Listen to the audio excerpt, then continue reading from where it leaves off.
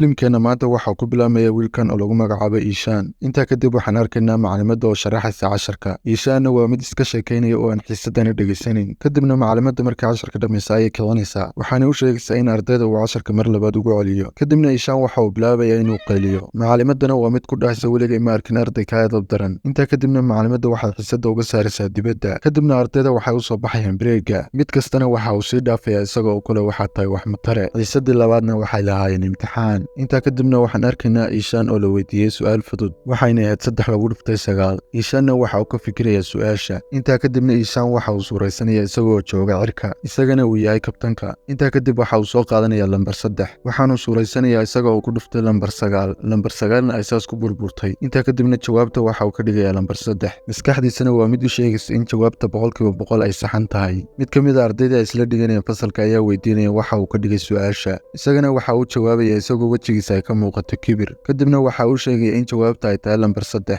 ardaygana waa mid la yaabay waanu ku qoslayaa. intaa kadibna waxaa la gaaray waqtigii la yeedhinayay natiijada. macalimaddana waxay Ishaan u sheegaysaa in maadooyinka oo dhan uu keenay 0. isagana kama qasno oo danba kama gelin waxa uu keenay. intaa kadib waxa uu soo qaadanaya warqadiisa imtixaanka.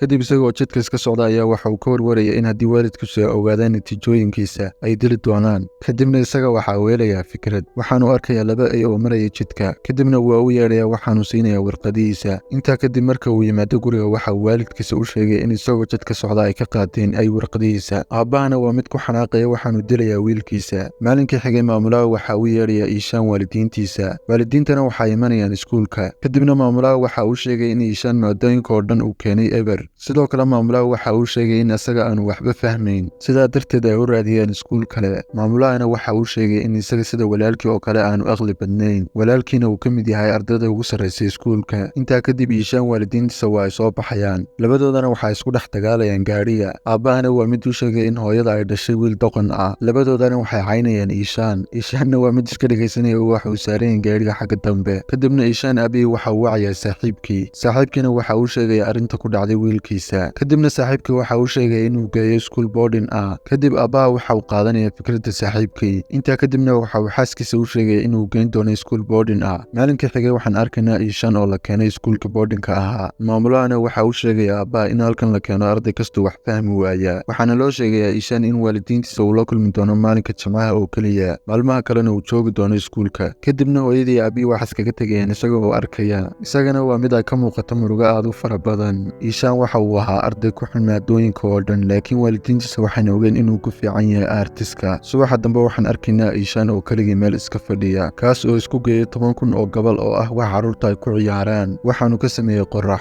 isagana waxay ku qaadatay wax ka yar 5 daqiiqo. mar kale waxaan arkaynaa Ishaan oo eegaya wiil cunaya ice cream. isagana waa mid cunaya ice cream. intaa kadib waxaa ka dhacaysa dhibic ka mid ah ice creamka. kadibna dhibicdii guduudneed waxa uu ku daraya kalar jaalle ah. waxaanu ka samaynayaa farshaxan aad u qurux badan. mar kale waxaan arkaynaa Ishaan hooyadii oo heshay buug uu isaga lahaa. waxayna arkaysaa in farshaxan aad u qurux badan uu ku sawiran yahay kuwaas oo uu ku sawiray qoyskiisa. Ishaan hooyadiina waxay ogaanaysaa inuu leeyahay taalentiga farshaxanka. intaa kadib waxaan arkaynaa Ishaan oo jooga gogashiisa. Ishaanna waa mid markasta qariya waxa calooshiisa ku jira. kadibna Ishaan waxa uu soo baxaya isagoo aamusan. waxaanu imanayaa suuliga. intaa kadibna waxa uu bilaabaya inuu ku dhex ooyo suuliga. kadib markii uu ogaaday in muuqaalkaanad weli laag saarin. intaa kadibna Ishaan waxa uu iska tirtirayaa oohinta. kadib markii uu ogaaday in muuqaalka laag saartay. subaxa dambe waxaan arkaynaa Ishaan oo yimi galaaska. isagana waa mid iska ilaalinaya in ardayda ay la hadlaan. kadibna waxa uu bilaabayaa inuu isku mashquuliyo buuggiisa. laakiin waxa uu arkaya in xarfaha buuggiisa ku qoran ay yihiin kuwa ciyaaraya. intaa kadib macalinka waxa uu kicinayaa Ishaan. waxaanu weydiinayaa waa maxay gabay. isagana waxa uu ku jawaabaya wax kasta oon dareena waxa weeye run. wixii aan dareemi weynana waxa weeye been. kadibna macalinka waxa uu ku xanaaqayaa Ishaan. waxaanu u sheegayaa inuu yahay damiin. ardaydana dhammaantood waa kuwo ku qoslaya. intaa kadib waxay u soo gudbayaan xiisadda labaad. Ishaanna waa mid markasta daaqadda ka eegaya dibadda. kadibna macalinka waxa uu ku dhufanaya gobol jeesta ah. waxaanu u sheegayaa inuu soo celiyo ogaalkiisa. muu jirin hal qof oo ogaa dhibaatada haysata Ishaan. Ishaanna waa mid u uu arka xarfaha sawirada ku qoran in ay yihiin kuwo socsocda. mar kale waxaan arkaynaa iyadoo ay ku jirto xiisada Ingiriista.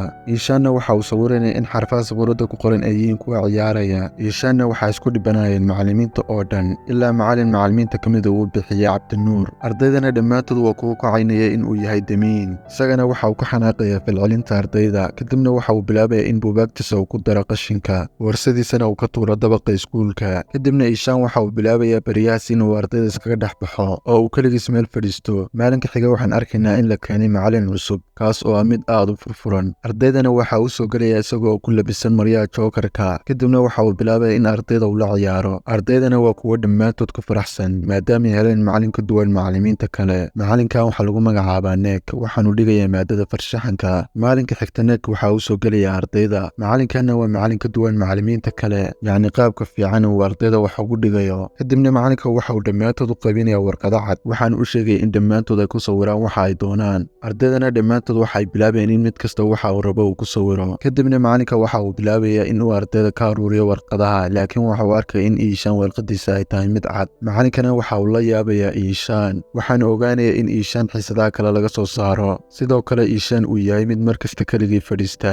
macallinkana waxa uu bilaabaya in uu raadiyo Ishaan faylkiisa, waxaanu arkaya in Ishaan maadooyinka oo dhan uu keeno eber. kadibna waxa uu go'aansanaya in uu tago Ishaan waalidiintiisa, waxaanu u tagayaa Ishaan waalidiintiisa. waxaanu arkayaa Ishaan farshaxamo uu sawiray. kadibna macallinka waxa uu xaqiiqsanaya in Ishaan uu yahay farshaxan weyn. intaa kadibna macallinka waxa uu waalidiinta u sheegaya in Ishaan uu yahay farshaxan weyn. kadibna aabbaha ayaa soo boodaya, waxaanu dhahaya hay sheegin doqonkaas. waxaanu dhahayaa kaas ma raba inuu wax barto. kadibna macallinka waxa uu u sheegaya in Ishaan aanu ahayn doqon, uu yahay farshaxan weyn. macallinkani waxa uu sheegaya in Ishaan kaliya isku khaldaya xarfaha. kadibna aabbaha ayaa ka soo horjeedsanaya, waxaanu u sheegaya in laga soo eriyay iskuul hore. intaa kadibna macallinka waxa uu soo qaadanaya baakad taallay miiska, waxaanu aabbaha ku dhahayaa akhri. aabbahana waxa uu sheegayaa in aanu akhriyi karin. kadibna macallinka mar labaad ayaa uu ku qaylinaya, waxaanu ku dhahayaa akhri. kadibna aabbaha waxa uu sheegayaa in aanu akhriyi karin farta Jayniiska. macallinkana waxa uu sheegay in dhibaatada Ishaan haysata ay tahay midan oo kale. kadibna macallinka waxa uu sheegayaa inuu khaldan yahay. sidoo kale waxa uu sheegaya in aanu baran dabeecadda wiilkiisa. maalinkii xigtay macallinka waxa uu imanaya galaaska. kadibna waxa uu ardayda u sheegaya in uu jirin nin farshaxanka ku fiicnaa, laakiin ninkaas uu ahaa mid fartiisa ay gedisan tahay. isla markiiba Ishaan waxa uu bilaabaya in macallinka uu attentionkiisa u soo jeediyo. macallinkana waxa uu tusaale ahaan u soo qaadanaya nin lagu magacaabo Leonardo. kadibna waxa uu sawirada ku qorayaa far gedisan. intaa kadibna waxa uu soo qaadanaya muraayad, waxaanu tusaya ardayda macnaha uu uga jeedo.